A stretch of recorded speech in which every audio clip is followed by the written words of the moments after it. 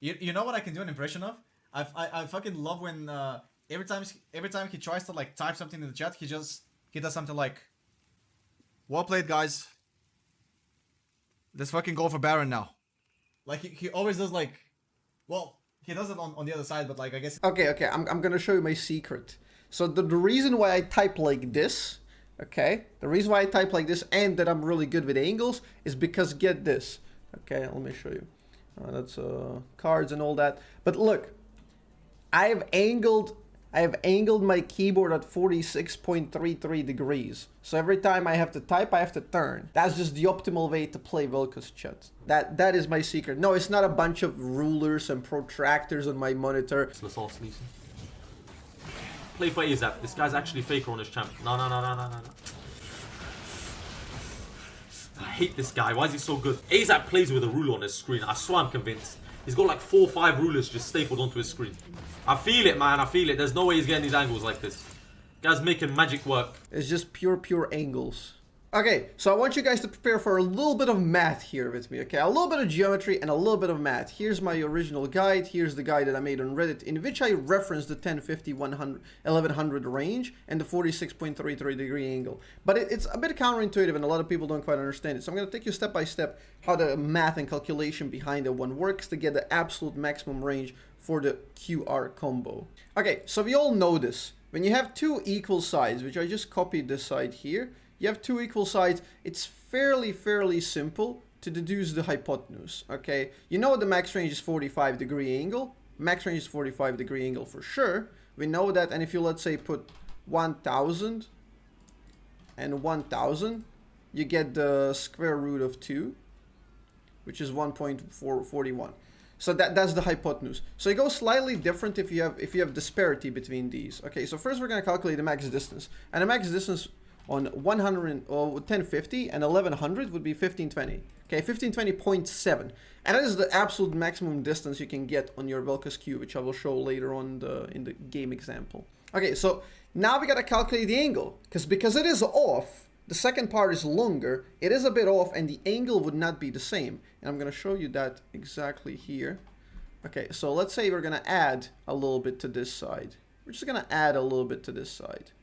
Just for the sake of example. So now if you want to calculate the proper angle, let's say you look at the angle, you have this one. Oh, what is this? Let me actually use a different color. What is this? That is a different angle. That is a completely different angle. Okay? So to get maximum distance on a secondary, when the secondary one is larger, it's higher range, the angle has to change. Okay, so now we're going to calculate that angle.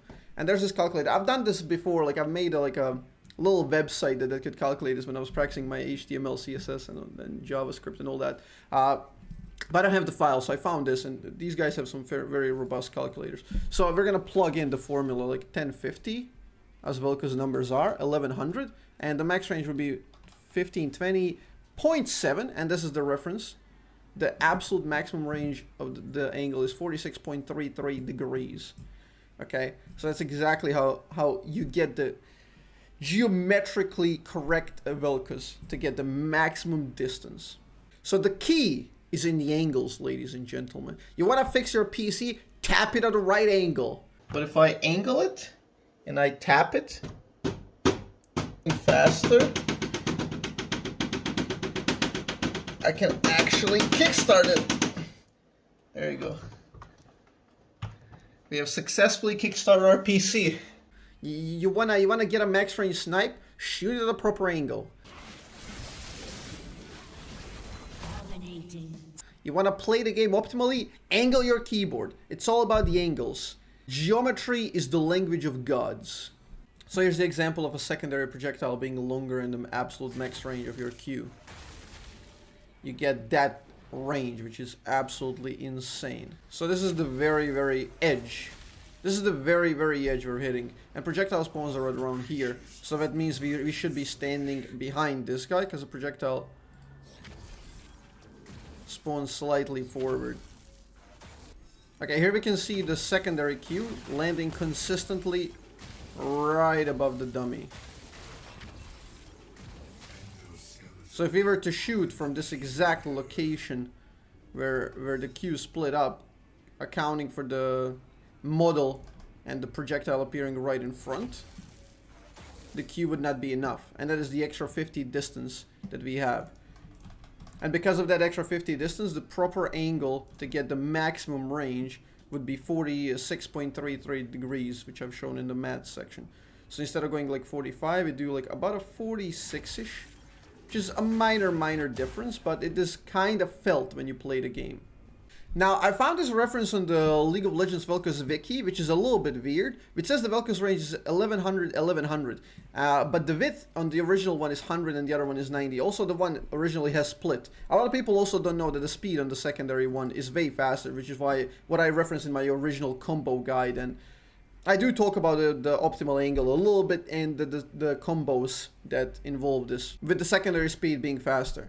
So it's a bit weird that it says 1100. I would really love Rioters to actually clarify this for me. Why does it say 1100 when it used to be 1050, 1100? Now, I'm actually curious how they measure this. Do they do this because of the secondary split, because it adds a little bit of range, or from the how the projectile moves away from the character? Like, why did they actually write this? And I would really like to know exact distances. I wish I could go in a League tool and like measure absolutely flawlessly. I will do a little bit of approximate variant right now, but I would really love to know internally in Riot Games, like, how do these numbers work? Because it's not just enough to plug in two numbers, because there's a lot of different things. There's animation, where the animation begins, how much it travels when the thing splits, like the secondary animation when it splits, like where does it instantiate the projectile? Because the numbers are probably a little bit off from both of these variants that I've shown you. I wish someone from Riot would let me in on some insider secrets on how exactly this is designed. But I do believe this is a mistake, writing 1100 instead of 1050. Also, this one I've noticed is a mistake. This one says ripple missile range and edge range. It says 1105. I have no idea what is this minus 95, but I know for a fact that a secondary W rift is slightly longer. Okay, a couple of pixels longer, the secondary one. And that's precisely the thing I'm talking about here, because they probably didn't even calculate it. They just plugged in the same numbers. But the secondary eruption will have slightly longer range. And I actually use that sometimes to get minions, which are really far away. Like, I will miss it with the first one, but the second one will hit, even though the minion didn't move. So yeah, it's quite common. So I would really love to know the exact distances here. Also, while we were talking about the geometry and the deceptiveness, VELKOZ E radius is a bit larger than you would expect by the indicator. So I also use that very often to catch people on the very edge, and they often get tilted and type in all chat.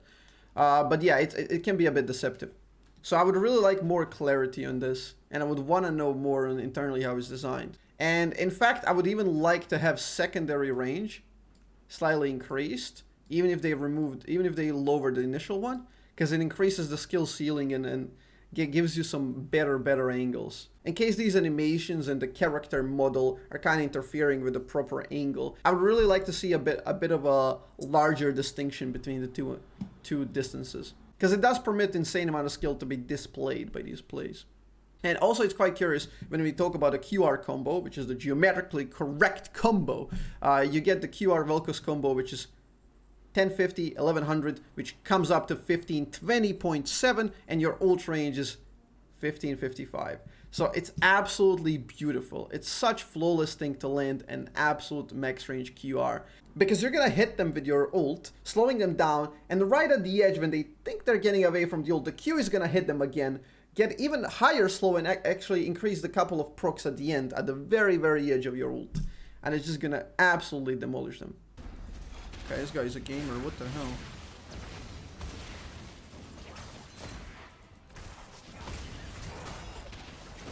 Please!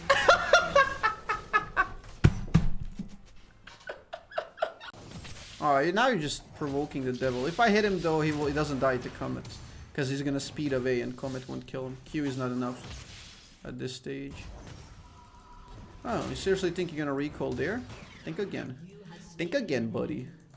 You're not gonna recall there. I know that angle, like, blindfolded. Fat stacks. Check this out. He goes for an E. Ah!